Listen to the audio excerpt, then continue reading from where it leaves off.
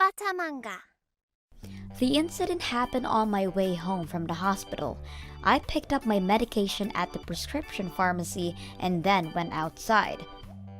Then, a woman who was a short distance away came pedaling toward me on a bicycle and at a very fast speed. Oh no, I'm gonna get hit. As that went through my mind, the woman snatched the bag of pills I was holding in my hand. I was so startled by the suddenness of that event that I stood there stunned. The culprit was a mother with a child on the back of her bicycle who looked about 5 years old. I didn't bother to chase them down to get it back because it wasn't like they stole my valuables. Why would she steal medicine? I thought that as I watched the thief of a mom leave.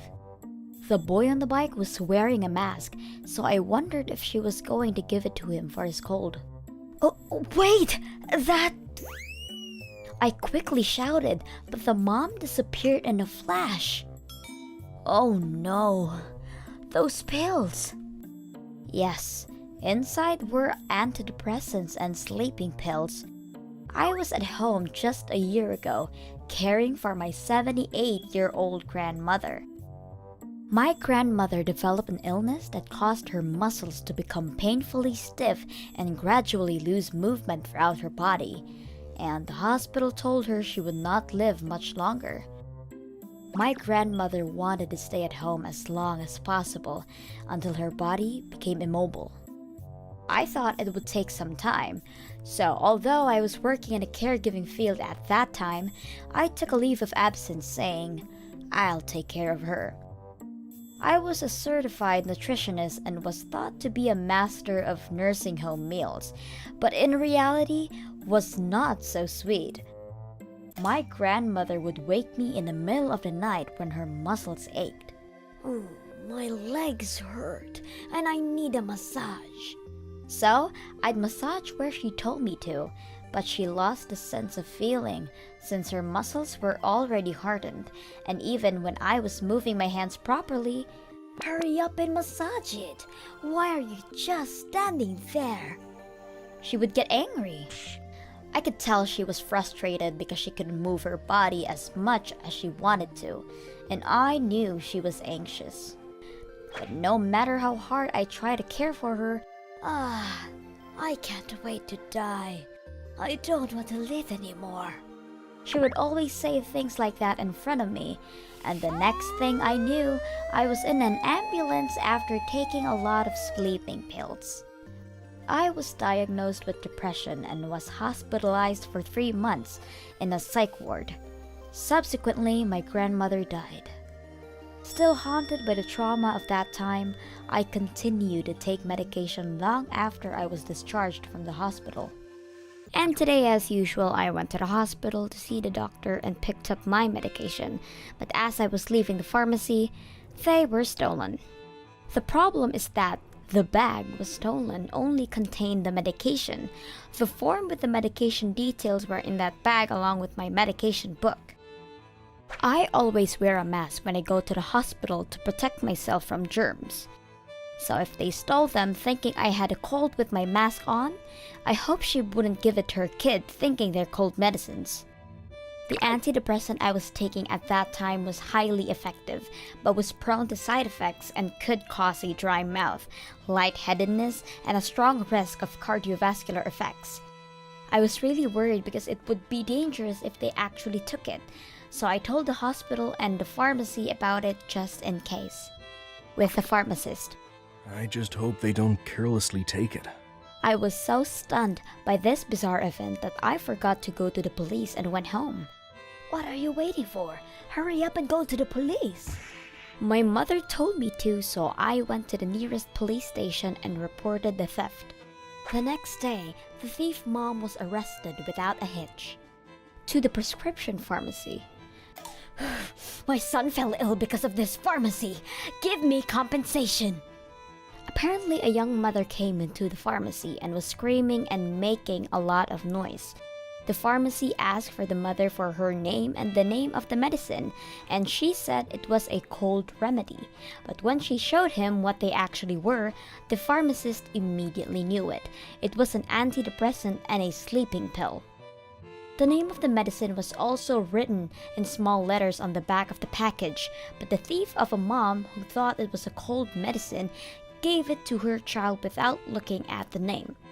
The name and the address were not registered as a patient, and since the pharmacy is near the clinic, the pharmacist usually recognizes the patient's face, but he had no recollection of the woman at all. The pharmacist thought of the worst and said, We handle a lot of psychiatric drugs in particular. Taking them in the wrong dosage could be fatal. He explained to her, and the mom started to get upset. No! If you're going to prescribe a drug like that, make sure you put the instructions on it. She began to rant. It is our rule to tell you the contents of the instructions in front of you before we give you the medicine. So, there is no way we would give you the medicine without the instructions, or without enclosing them in the bag. Although the pharmacist explained, I told you it wasn't in there. You forgot to put it in a bag, didn't you? but she wouldn't listen. My son just fainted and collapsed. What are you going to do? Isn't that what you call professional negligence or something? Just give me the damn alimony. She snapped and grabbed the pharmacist. The pharmacist asks the woman to calm down. Calm down. Where is your child now? Is he in the hospital?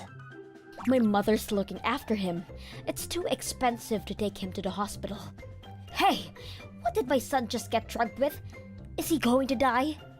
Yet she frantically yells at the pharmacist. I don't know how much he took, but you need to take your child to the hospital first. So the pharmacist desperately tried to convince her. But the thief mom started going crazy, parading around and asking for alimony and compensation money. And finally, murderer!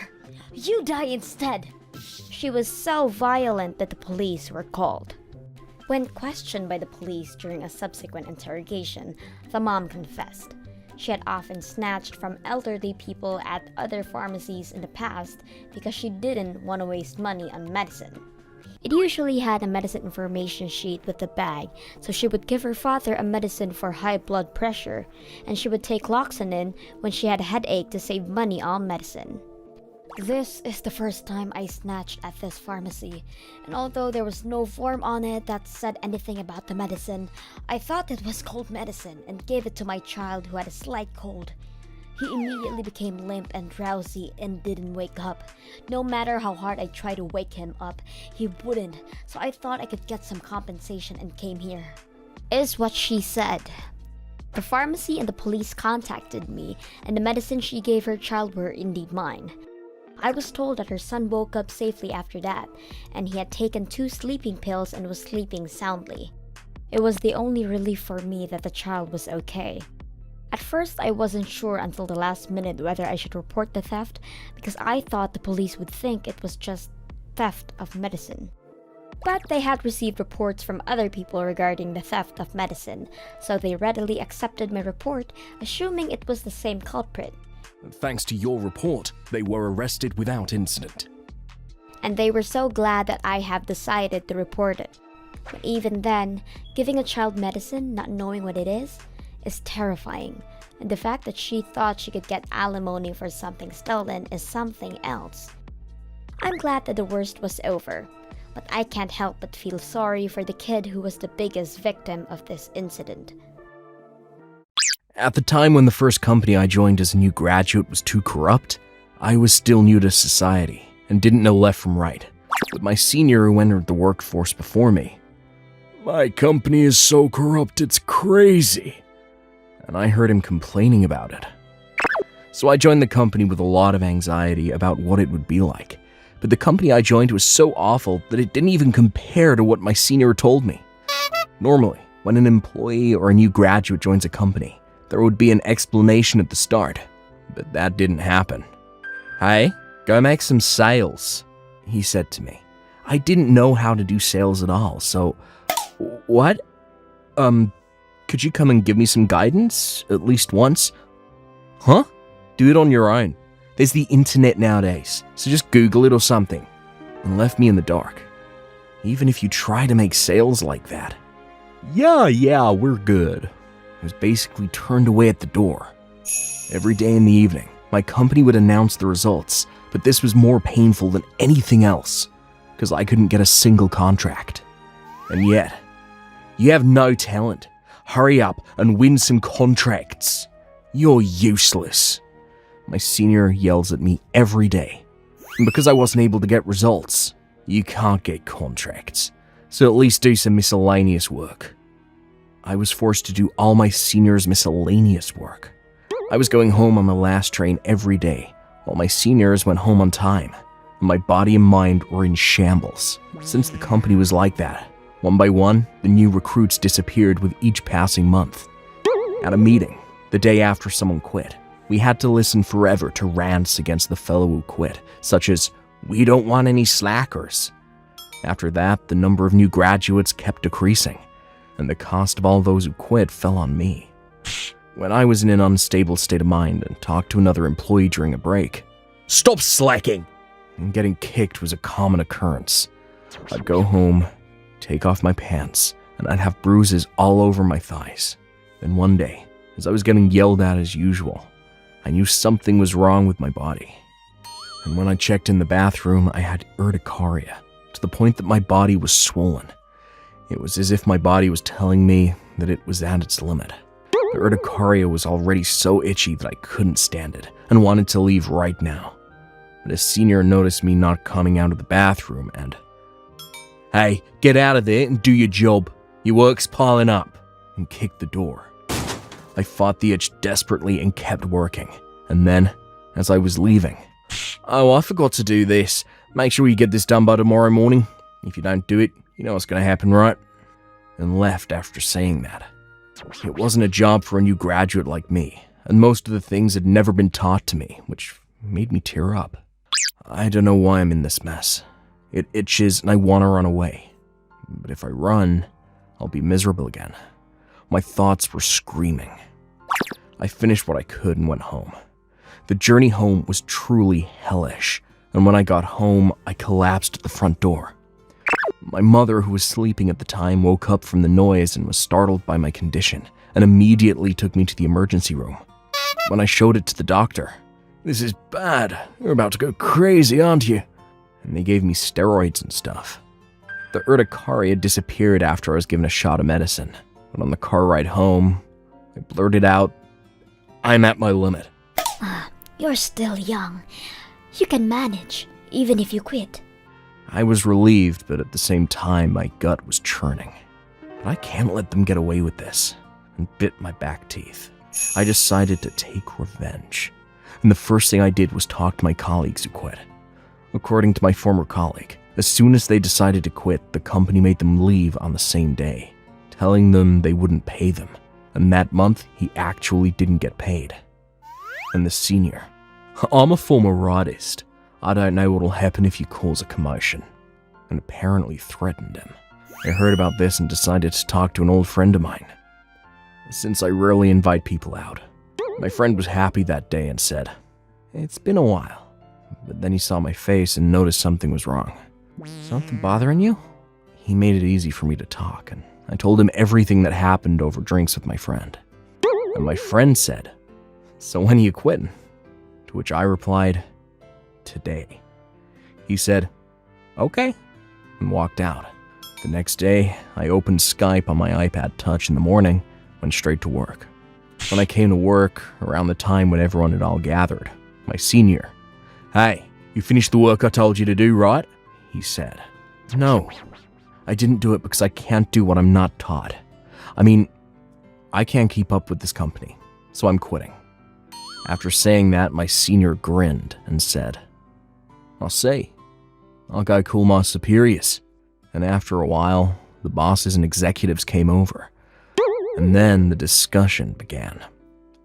Senior, seemingly disappointed. "It's a shame you're quitting, after all the time and effort I put into teaching you." He said that, but I ignored it. And the boss, Maybe this company was too much for a new hire like you. Well, that's okay. This month's paycheck is past due, but I don't have it, so you can just go home, he said. What? Please pay me. No, they say it's an ill bird that fouls its own nest, right? What, are you kidding me? When I snapped, he kicked the desk and grabbed me by the chest. Hey, do you know what happens when you screw with people? Don't get cocky. I dare you. Then the idiot senior. You know he's got my back, huh? I don't care if you cry later. He smiles wanly. Then bring them here, right now. Are you serious? Senior bursts out laughing. At that moment, a tremendous blaring military song rang out from the front of the company. Everyone in the conference room except me looks aghast. We're on the same playing field. Come on, bring him out. In fact, in front of the company was a vacant lot, where several black right-wing streetcars were parked. The head there is my friend. They have the right wing protecting him, right? Then they better talk to me. I'll take care of it. And took it on. My friend was in the car listening to the Skype call, and he just told me that if they threatened me, he would threaten them back. In the midst of echoing military music. Where's your support, senior? My friend said it would be easier to solve the problem if the right-wingers talked to each other. When I told the senior, and the boss's face turned pale in a panic. You weren't bluffing about who has your back, right? His eyes kept swimming. All right, let's start over, shall we? The senior and the boss shook their head vigorously when I told them. The conversation from there on went smoothly, and the company said they'd pay me the money promptly. In closing, next time you should take better care of your new employees. Otherwise, you never know when you'll end up like this. Oh, and seniors should be careful not to joke about having someone behind your back, or you might get yourself in a lot of pain. Later, I invited my friend again for a drink, after I got him into such a petty matter. I'm really glad you helped me. I'm sorry about getting you involved. No, I had a good time. And my guys are excited too. My friend laughed it off. This time, I happened to be saved by a friend. But some people aren't able to escape from this pain. Corrupt companies are not going to disappear from the world. But I hope those people have someone they can rely on in times of need. Just like me. My name is Aki. I have a best friend named Lily who has been a close family friend of mine since I was little. She's what you would call a childhood friend. Lily's father is the president of a company, and he's very rich. In other words, Lily is a rich girl. So she's a little out of touch with the world in terms of money, and bad men who knew this often approached her to take advantage, and she was sometimes cheated. Soon after entering the workforce, Lily became pregnant. The other man seemed to run away as soon as he found out that Lily was pregnant, and when she couldn't get in touch with him, Lily came crying to me. She was already 8 months pregnant when she came to me for advice, and her parents, who were very strict, were furious about this and disowned Lily. I decided to do everything in my power to support Lily, who could no longer rely on anyone. And then 2 months later, Lily gave birth to a baby girl. The girl was named Mimi and grew up well. Lily also raised Mimi while working and became a great mother. I also helped her with things like picking up Mimi from daycare. At some point, I started getting more and more refusals saying that it was okay. I thought it was because Mimi was getting older, but it seems she actually got a new boyfriend. Her boyfriend, Koraki, seemed very kind and sincere. In fact, they are already thinking about getting married. And when Lily went to talk to her parents, she was happy to hear that they gave her their blessing. Above all, I was so relieved to see Lily looking so happy. However, I was concerned that Mimi had been acting strangely for a little while now. Your new father seems kind. Does he play with you a lot? Mimi, what do you do for fun at kindergarten these days? Origami. I can make cranes and stuff. I'll make one for you next time. Thanks. I haven't been able to pick you up lately. Does your dad pick you up? Yeah. I was a little worried by the brusque reply whenever we talked about her dad, and then I saw a slight redness on her arm. I was married by then, and I had discussed Mimi's condition with my husband. My husband also adored Mimi, so he listened to me, sympathetically. Maybe it's just my imagination, but what if it isn't? Yeah? Then how about this? After discussing it with my husband, I decided to give Mimi a stuffed rabbit for Christmas this year, although not just a normal stuffed rabbit. As I had hoped, Mimi was so happy with it, and she took it everywhere she went. And finally, Lily's wedding day. Both Lily and Kuraki looked happy, but Mimi remained downcast. The ceremony proceeded smoothly, and then came the vows. Do you swear to love, support, and walk with this one in sickness and in health? Then suddenly, Mimi shouted, "Mom!" Lily was surprised, but when Kuraki went to talk to her, Mimi's face turned tense and she looked down. I guess she got nervous. Then the ceremony ended without incident, and the reception was held. Lily, Kuraki, and their uncle and aunt all looked happy. I just couldn't help but wonder about Mimi, who had stopped speaking a word. Now let's ask Mimi about those two since you're always with them. Mimi, do they usually get along? Are you getting nervous? Okay. Where did you enjoy going with your new dad? What's wrong with Mimi? Maybe she's surprised about being asked so suddenly. I ran to Mimi when I saw her like that. Mimi, isn't there something you want to tell your mom? I'm scared. Okay, I'll take care of it then. I borrowed the stuffed rabbit that Mimi had been holding onto all day, and then I took the microphone from the MC and pressed a button on the stuffed animal.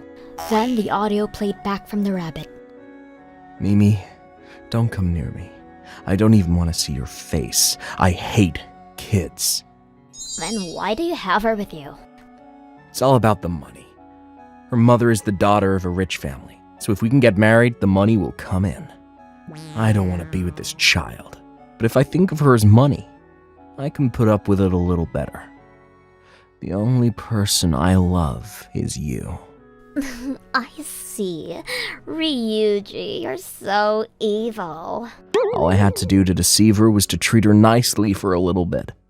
Marry her for a few months, then I'll leave her. Hey, you! Don't touch my stuff without permission. Ouch! Mimi, you don't want me to do awful things to your mother, do you? Then listen to me, okay?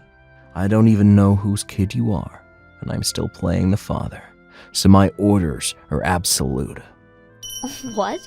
You don't even know whose kid this is? That's hilarious. Yeah, Lily got tricked by a guy and had a baby. She really is stupid, and she's getting fooled by me now. Oh my. Poor woman. What is that? What's that audio? What kind of prank is this? That's not me. Oh, what do you mean? But this voice, it's you. Gee, this is crazy. Lily, how could it be me? Who do you believe? Me or Aki? We'll find out if you're lying or not when we look into it. Whenever Mom wasn't around, it was always like this. He always takes me to some woman's house where it smells of alcohol and cigarettes. They always say bad things about me. The next moment, the sound of Lily slapping Kuraki echoed throughout the hall. I can't believe it! I can forgive you for cheating on me and talking bad about me, but I can never forgive you for hurting Mimi. You better brace yourself.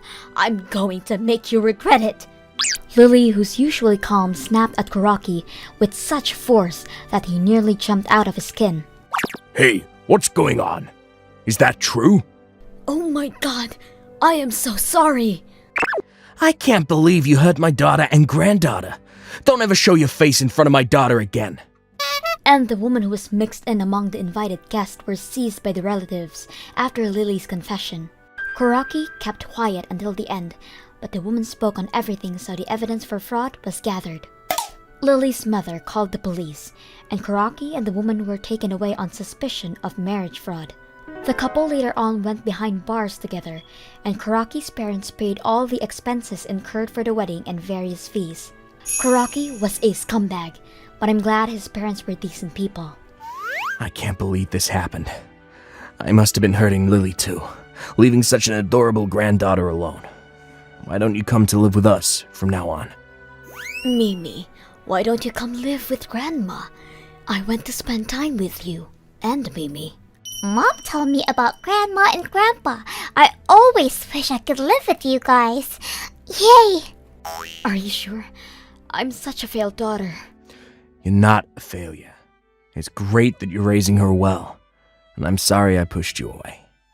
I've been worried about you. After this wedding, Lily and Mimi spent time at her parents' house with her grandfather and grandmother. One day, I was invited to Lily's house. Mimi was playing happily with her grandmother, and both Lily and I smiled naturally. I'm so happy we're able to smile like this. But still, that recording functions amazes me. Aki, I'm in debt for all the help you've given me. Right. I was so surprised when I read the manual after I gave it to her.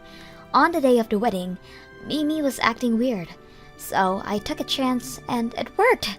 I was surprised myself. I didn't give it to her for the recording purposes, but still, modern technology is incredible. I can't believe it starts recording by holding it tightly. We were able to record the evidence thanks to Mimi, and I am just glad that the two of them are happy together. One day, my wife Yomiko got mad and left the house. It's her fault though. I was just tired of how selfish she was acting, so I just lost it. This isn't the first time she left the house. She doesn't seem to like admitting that she's wrong, ever, and started throwing temper tantrums and leaving the house. That's why every time she left, I just thought, here we go again, and left it alone.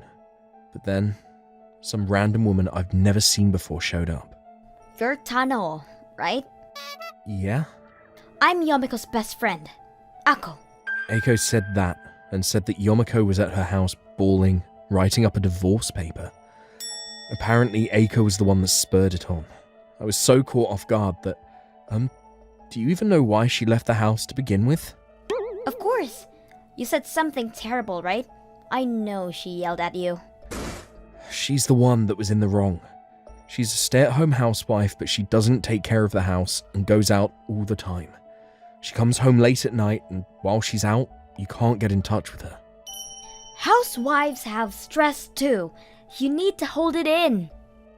Okay, I can do that sometimes, but it's every day.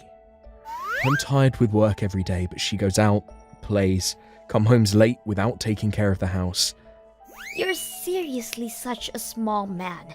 Men should do things around the house now too, you know. There's nothing weird about that. I mean, I won't say that it's a woman's job, but Yomiko doesn't work. She can at least do the chores, right? Oh my gosh! You're so annoying. I mean, that's not even why I got mad.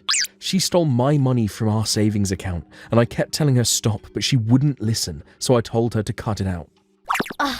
That's still not enough to get mad at her. You're a small man. No. You realize that if you pull out too much money and you can't pay rent, you're screwed, right? And she's using that for leisure. She's saying that she borrowed a little bit because she was struggling this month. You're married to her and you can't tell how she's feeling? You're the worst. What? Am I the bad one here? And you realize she didn't just borrow a little, right? What exactly is she doing with an entire rent's worth of money?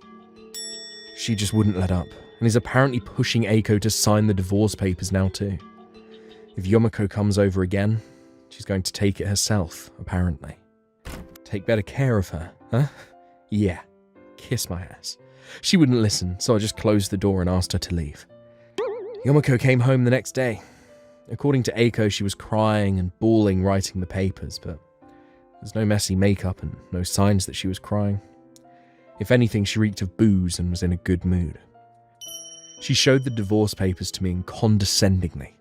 Look, if you don't want me to take these to the office, you better obey me. She changed and ran out again. Of course, she didn't intend to give back the money she withdrew. I had completely detached from her. Afterwards, I thought that I'd really punish her and quietly got ready for the next few days. Of course, her behaviour escalated. She never did the chores, but she would come back when she got tired of playing and wanted to sleep. Every time she came back, she'd buy more clothes, more accessories. The place we lived in was a pretty good place, and I had a habit of leaving a pretty hefty amount of money, almost all of my bonus in my account, so I wouldn't forget to pay rent. Then she pulled that money out, so I'm sure she's got a lot of money. But that ends today. If there isn't any money left in the account, I can't withdraw any, can I? Just borrow some money and hand it over. Shut up. Why do I have to give you money so you can go play somewhere? What? Are you sure you should be talking to me like that? I think I'm gonna put up the divorce papers in. Are you sure you want that? If you can, then go for it. What is that attitude? You must have ripped it up and thrown the papers out, huh? You idiot. I'll just go buy another one and write it up. No, I already submitted the papers. They're not here. What? What do you mean you already submitted them? You stupid. The divorce papers. I signed them the day after you handed them to me and submitted them. I don't want to live with you anymore. What? What's going on? Just as she exclaimed that, the doorbell rang. When she answered the door, she was surprised at who was on the other side of the door. Why are you here, Dad? Mom? Not why. I heard everything from Teneo. You're still connected to Ao, huh? Huh? How did you know that? I made sure to investigate everything while I let you play. Then lo and behold, I see you coming out of Aiko's house with Ao. And I showed your parents the photo. Turns out they knew who it was. That Aiko girl also knew about everything and was helping you out, right? You don't remember how much you poured into him before? I was so glad to hear you got married to Teneo, because you'd be away from him, but you're still with him. He just said he wanted to meet me. He said he wanted to see you, so you went to a hotel. I know about that too. That's... You've been putting money out for a while now, giving him money, right? No, that was just for playing. You really think that stupid excuse is gonna fly, you stupid child? I'm so sorry, Teneo. I know you guys got a divorce, but we'll be sure to repay you for everything. I'm so sorry. I know you took great care of my daughter. I'm so sorry. Come on, Dad. Stop. The father-in-law begged. The mother-in-law immediately slapped Yomiko flat across the face. What are you saying? You're the reason your father is begging right now. You better understand what you've done. You're not related to Tano anymore, so you can't live here. We're going back to the countryside. She heard her mother and realized that she had done something insane. I'm sorry. She started crying. I don't really care if you cry. I already submitted the papers, just as you wanted. I have no reason to take any care of you. Oh, and you and Ao will both be paying me for damages. She looked disappointed and continued to cry. Afterwards, she went back to the middle of nowhere to live with her parents. I, of course, looked up more info about Ao, so I sent a bunch of proof of the affair to his home and work. Apparently, he was already married and even started working at his wife's parents' company. That's why after the affair was found out, he lost his status, his work, and his marriage. We also added a lawyer to the mix, and I ended up suing Aiko for helping things along. She also worked at Ao's wife's company, and surprise, surprise, she also had a relationship with Ao. I also went ahead and sent the photos that I got from the PI office to Ao's house, and Aiko was sued by Ao's wife as well. Serves you right. I got my money in damages and moved out of my apartment before Yomiko ran away from her parents' house and stormed my house. Figures. About a half a year later, my ex-wife came back to my ex-house and started banging on the door. I live a nice life now, with no problems, but I am so glad to have moved without thinking twice. That was close. My name is Eri. I married my husband, Shu, a year ago. Shu was cheerful and always took the lead on dates, so I felt safe when I was with him. On the other hand, I was shy and had a hard time expressing my thoughts to others, so I only think I was attracted to Shu because he had something I didn't have. I thought I would marry Shu and have a happy married life, but I was wrong. After a while of living together, Shu began to constantly complain about me, and I felt suffocated. Why is your cooking so awful? I'm sorry. I work and earn money, and you can't even do the job of a housewife. I'd rather go out to eat than eat such bad food. And on another day... You can't even clean properly. What? But I cleaned today. See how that dust piled up? Are your eyes blind? I'm sorry. You can't even do the housework properly. What a mistake getting married to you. It was a daily occurrence to be cussed like that. But I thought there was something wrong with me which made Shu, who was always so kind, angry, and I desperately wanted him to go back to how he used to be. Even if I argued, the abusive words just came back stronger. So I couldn't say anything back and just obeyed Shu. Then one day, my father passed away. He was a very kind and dependable father. I was suppressing my grief and making preparations for the funeral. When Shu came back, I told him that I wanted him to attend the ceremony, but I couldn't believe what I heard. Why should I go? I can't go to the funeral because I'm busy with work right now. But the company has a bereavement policy, doesn't it? When your mother passed away, I used to take a leave of absence from work too, didn't I? This is a critical time. I can't take a break. I don't have time for funerals. Please, it's a family tragedy. Ask the company. I beg you. My husband seemed a little surprised since I usually don't insist strongly. Fine, all right. Just have to take the day off, right? Yes, thank you. Shu took the day off from work, even though it seemed like a hassle for him. But when Shu attended the funeral, his attitude was even worse. On the day of the funeral, Shu was hungover, wobbling on his feet and reeked of alcohol. Shu, why did you drink that much last night? Shut up. I'm here so it's fine, isn't it? Stop nagging. He even complained to the staff at the funeral hall. Hey, the air conditioning is bad. Make it warmer. So inconsiderate. After that, he went to sleep as he snored, and when the funeral was over, he quickly went home alone. And I felt my relatives whispering to each other, looking at me. My brother and my sister were very concerned after they saw Shu's behavior. Eri, isn't Shu's attitude terrible? You also seem to be somewhat reserved towards Shu. I'm worried about you. Are you okay? Sis, you know if you have any problems, you can always tell me. Shu's a little crazy. Yeah, thanks. After hearing my brother and sister's kind words, tears welled up in my eyes and I felt sorry for worrying them. When I got home, Shu was relaxing again, drinking and watching TV. Shu, how can you behave like that at a funeral? What are you talking about? I took time off work to go to your funeral. Why do I have to hear you complain when I'm the one who's supposed to be thanked? No, it was my last goodbye to my father. Shu ignores me and watches TV and laughs like he's done talking about it. Enough! And give me back the watch my father gave me as a memento. You won't use it anymore. My father wanted you to have it, but I don't want you to have it. So, give it back. Huh?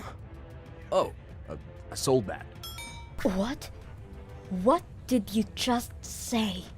I mean, even though it's a memento, it's an old watch, and I didn't even like it. So what's the point in keeping it? I went to the pawn shop in front of the station and cashed it in. Pawn shop? For cash? I can't believe it. I couldn't believe my ears. I can't believe he would do such a terrible thing to me. I was so angry I could feel my feelings for Shu going down. It's a gift.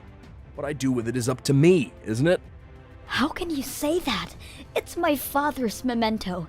Selling it without asking me is insane. Don't be so angry. Let's get some good food with the money I got. At that moment, my anger peaked to the max.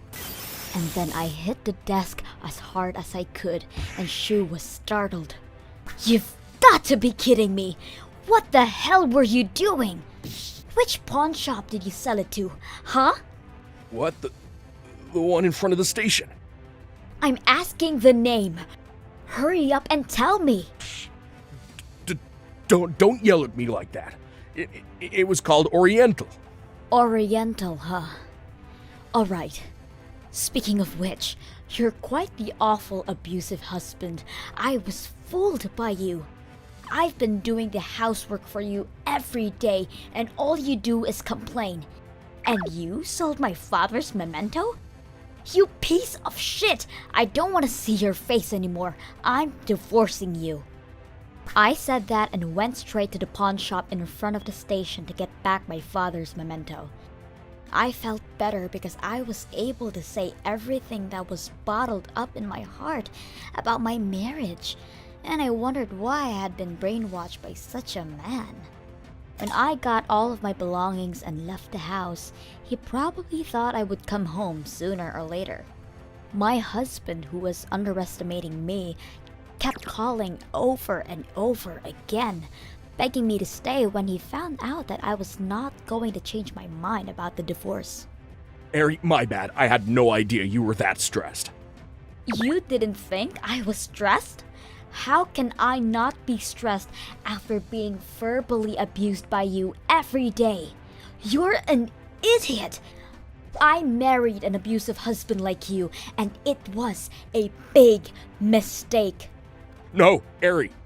I can't do this without you, please. After I got fed up, I hung up the phone. Even after that, the text messages never stopped, and my intention to divorce never changed. Since my husband has a big ego, he couldn't stand the rumors in the company that he was divorced and his wife had run away from him. My in-laws contacted me to say that he had a mental breakdown and became a recluse. They repeatedly apologized and asked me to reconsider the divorce. After I explained to them about my ex-husband and his many abusive comments and told them that I've learned my lesson about living with a harasser, they seemed to have given up on the idea. And my husband? He kept refusing the divorce, and after so much wrangling, he ended up signing the divorce papers when I told him I would bring this to court. Of course, I received alimony and other compensation for the harassment, and I was free. I told my mother, brother, and sister, who had been worried about me since I decided to get a divorce. But they seemed deeply relieved. My family has supported me in so many ways since the divorce, and I can't thank them enough.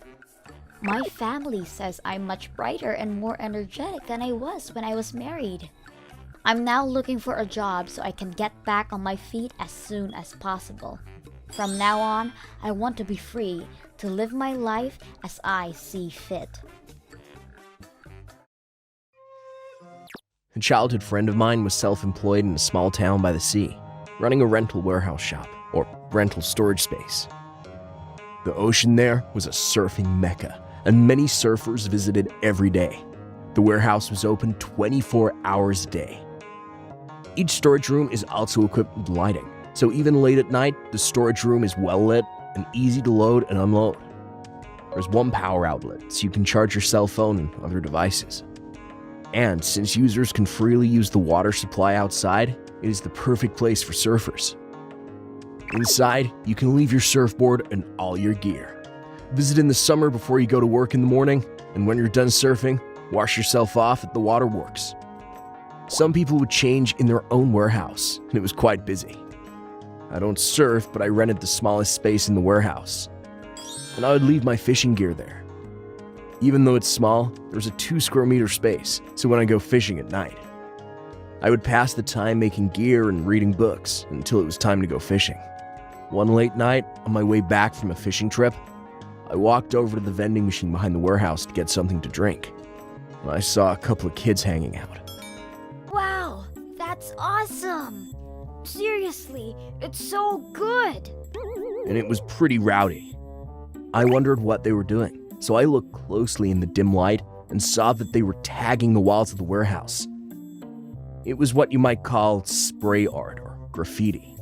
And it was pretty bad if I leave them like this. I was afraid they would cover the entire wall. To seize the scene, I grabbed one of the kids from behind who was absorbed in the graffiti. "All right, that's enough," and shouted loudly. The startled kids all stopped at once and turned to me. Then they all dashed away, except for the kid I'd grabbed hold of. The kid who got caught. Hey! Somebody help me! And called out for help to his friends as they ran away. But not one turned back, and the kid was left behind.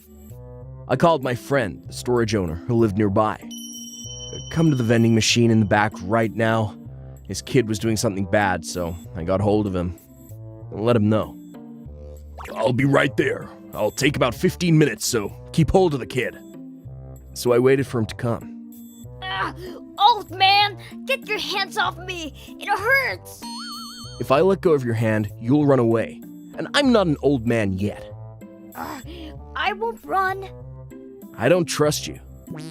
He would try to run away at the drop of a hat while waiting for my friend to come over.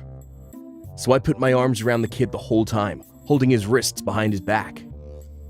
3 minutes later, the friend comes along. "What happened?" "The wall. Look." I shined the flashlight I was holding in my hand on the wall and showed it to my friend. "Huh? What is this? It's so bad!"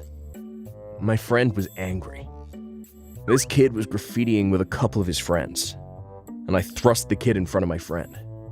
"Hey, give me your phone." What are you going to do? "Just give it to me," he growls. The kid reluctantly pulls his cell phone out the back pocket of his pants after being confronted. My friend immediately took the phone and called the kid's house, and then the kid's father picked up the phone. "Please come to the Tanabata rental warehouse near the beach right now. We need to talk to you about what your son has done." My son? I mean, what time do you think it is?" "It's 1 a.m. Is there a problem?" "What do you mean? What do you want this late at night? You have no common sense." "It's your son who has no common sense. Anyway, your son has done something terrible to our warehouse, so please come as soon as you can." "I don't know what he did, but can't we do this tomorrow?" "Okay. We were not going to call the police if we could talk to the parents first and settle this. But, well, if that's the case, I'll have the police come and take care of it." "What? The police? Ugh, I understand. I'll be right there." After a while, since the father was knocked awake in the middle of the night, he drove up with a sulky face. "Yes, I'm here. Why did you have me come here this late at night? What did my son do?" "Well, take a look at this." And I shine my flashlight on the graffiti again. The father looks at the graffiti and, "What? You called me up in the middle of the night for this?" He was stunned. "What? Graffitiing on a wall in someone's house isn't a big deal. I mean, all we have to do is repaint that, right? Okay, I'll pay for the paint at least." The friend, annoyed by the father's reticent attitude. "You'll pay for it? Only painting this part would change the texture and color, so I'll have you paint the whole thing." "I'm relieved to hear that you'll pay for it," he said. "But paint the whole thing? Isn't that a little too much?" And the father suddenly starts to panic. "Our paint is special. Originally, it was just a warehouse that was converted and built without any insulation, so we use a special paint that reduces the rise in temperature on the surface of the walls. It's pretty expensive. And the whole place is tanned, so a fresh coat of paint on a part of the wall would make it stand out, so we would need you to repaint the whole wall." And speaking of repainting the whole thing, the warehouse is a monstrosity, about 1,000 square meters in size.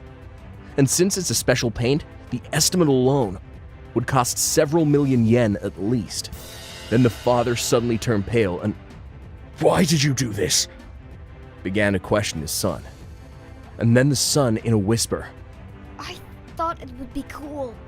Hearing that, the father startled and, Yes. If you look closely, this graffiti fits the atmosphere of this warehouse so well. It only looks like a scribble if you look at it that way. But if you think of it as art, it's cool, don't you think? he said. No, that's too much of a stretch. It was obvious that he was trying to avoid having to repaint the whole thing. And then the friend. You're right. It's starting to look cool the more I look at it. He started to agree with the father. Huh? I was surprised, and so was the kid and his father. Right, isn't it? And just as the father was relieved, my friend quickly. Then draw this cool thing over there, too. He pointed to a brand new car that the father came in. What? On the car? But I just got that car and... You looked at the graffiti and said it was cool, didn't you? I did, but I don't think that car and this drawing would go together. That's fine. If you paint it and think it doesn't look good, you can just paint over it. The father could not say anything and fell silent. And then my friend followed up. If you're going to draw it all over so it can be seen from all directions. It's either that or I call the police. Which do you prefer? And he pressed the father. In the end, he chose the police, so they were summoned. And the kid was taken home by a police car. After that, the faces of all the kids who had been graffitiing with him were revealed. And they were all severely scolded by the police. On top of that, the school found out and suspended their attendance. The warehouse was repaired at a fixed price by a contractor, and my friend painted it himself with home improvement paint. My hometown is in the countryside, and there were a lot of people who had fields, and they each grew something. So my grandfather and grandmother lived in my neighborhood, but unfortunately that summer, they hurt their back and couldn't work the fields. That's why there were quite a few weeds in my grandfather's field, and my father and mother said we'd have to spray herbicides. I don't want to spray herbicides just because I want to farm again. He mowed the grass in the hot weather despite his bad back. Mowing the grass under the blazing sun. My brother and I, who couldn't stand to see my grandfather doing it with a sore back, decided to help him mow the grass on our days off from school so he could take a good rest. Our family had received a large amount of vegetables and fruits from my grandfather's harvest when he was working in the fields, so we decided to help him as a way to thank him. And it wasn't hard work, because I used the mower I borrowed from my grandfather. But since the land was large, I couldn't do it all at once on a midsummer's day, so I had to mow the grass in several days. One day, on Saturday evening, I went out to mow the grass as usual, when the sun was about to go down. My brother and I saw a delinquent's car parked in the grass, the flashiest one I had ever seen. There was no one in the vicinity and the engine was off, so I assumed it was parked. At any rate, I just mowed the grass near the car. To my grandfather after mowing, "Is someone coming?" No, why? Not that it really matters, but I saw a car I'd never seen before parked by my grandfather's field. I just wondered if anyone was coming. Well, it was the countryside after all, and things like this would happen. The next day, me and my brother resumed mowing the grass again. The car was gone. And there was a lot of trash around where the car was parked. Empty beer cans, empty containers after eating lunch, and even used condoms. I told my brother to bring a garbage bag, and we started collecting garbage before mowing. And then we found a lot of the same kind of trash from the areas we hadn't mowed yet. We collected the trash and found 2 big trash bags worth of trash. My brother and I then started watching the fields closely. One evening, I heard the slight sound of an engine entering the property nearby. My brother and I rushed over to see the flashy delinquent car we had seen earlier, parked right there. And a delinquent man and woman came out from inside. "This is what I like about the countryside. The large parking lot is free too, and I don't have to pay for a hotel room either." Seriously, and no matter how much garbage we throw away, they clean it up. It's like a 4-dimensional pocket. Right, if we bring our garbage here, it might all disappear. That's good. Then we wouldn't have to pay for throwing out garbage. We're so smart. While saying these things, they probably went to a convenience store nearby, arm in arm and kissing each other. While they were out drinking, I put a message on their windshield wiper with a warning, "No unauthorized parking." When I went to the field the next morning, there was a lot of garbage, and the warning paper I had put up last night crumpled up, and the car was gone. My brother and I worked hard to clean up the trash, but the messages were ignored, and the trash was left unattended. My anger was growing. I knew I had to say something to let it out, so I waited for the right opportunity to do so, thinking they would be back to do the same thing again. As soon as I heard the sound of that engine, I went towards the car and talked to the delinquents who came out. I would like you to stop parking here without permission. This is my grandfather's land, and you keep leaving your trash here, don't you? Don't dump your garbage on people's land without permission. Grandfather means it's not yours, right? Then you don't have the right. It's the same thing because he's my relative. Besides, my grandfather has a bad back now, so my brother and I are in charge of the farm. I'm counting on you. Huh? I don't know anything about that. We're the ones who want to complain in the first place. You guys didn't get rid of the weeds fast enough, and now Tano's car is scratched up. I want to file a claim for damages. What are you talking about when you're the one parking on someone's property without permission? You're so annoying. You just need to get out of here. You're really getting on my nerves. That's right. Kids like you need to get out of here. And there's no proof we're the ones who dumped the trash, right? Someone else must have dumped it. Of course it's you. Huh? I don't care. The delinquent couple didn't listen to me at all, but rather shouted back at me. I was so angry I went home and told my brother what happened. Then my brother, who's cunning, "Well, it is what it is, bro. We just have to do what we have to do," and smiled. And the next weekend, my brother, "Let's concentrate on mowing today." That's right, the whole thing. And he mowed the grass from early in the morning. Thanks to that, the place was cleaned up. There's a lot of grass, but they said the wind is going to get stronger later on, so let's dig a hole and bury it. And my brother grins. Then I realized what my brother was trying to say. I think that's a good idea. We should also remove the large stones and pebbles and bury them together. And we both cleaned it up nicely. And that night, my brother and I heard the sound of an engine and ran over. The delinquent couple happily parked on the clean lot. They were already dumping trash, so we took evidence. At that moment, there was a big sound of something falling. Unaware of the hole we had dug, the rear of the vehicle body completely fell into the hole as they backed up and couldn't get out. Then I heard their voices in a panic. Hey, what was that sound? I don't know. I can't move. Aren't we in trouble? Do something about it. I'm trying. We heard them yelling and screaming in a panic, and my brother and I looked at each other and giggled, trying to keep our voices down. They tried to get out of the car with full throttle, but the dirt, pebbles, and grass that we used to weigh them down got caught up in it. The pebbles flew all over the delinquent's proud car, scratching it, and the engine was making so much noise, the neighbors came over to see what was going on. And everyone, You're disturbing the neighbors this late at night. "What, you're stuck in a hole? Then hurry up and get your car out and go home." This is what happens when you park your car on someone's property. After being yelled at, the delinquent couple was completely bummed out. Even after getting yelled at, the delinquent couple still brazenly asked the neighbors to help them get their car out of the hole. But you got what you deserved, huh? They were dismissed. Since this was such a rural area, many of our neighbors know each other.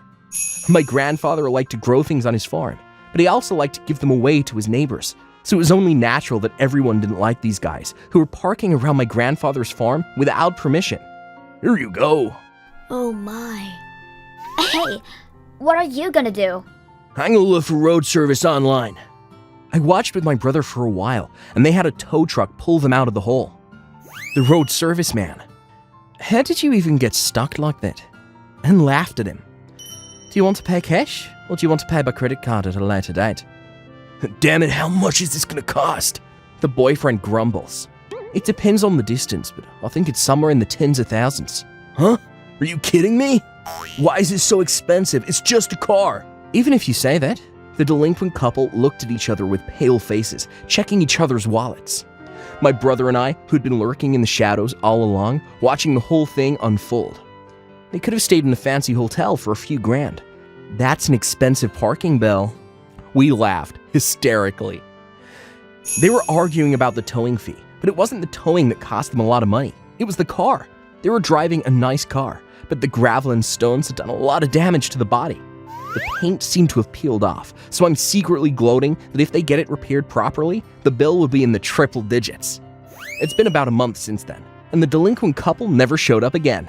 The fields are clean, my grandfather is happy, and I'm really happy. Thank you for watching all the way to the end. What did you think of today's episode? Leave a comment and let me know your thoughts on today's story. And if you enjoyed it, don't forget to like and subscribe.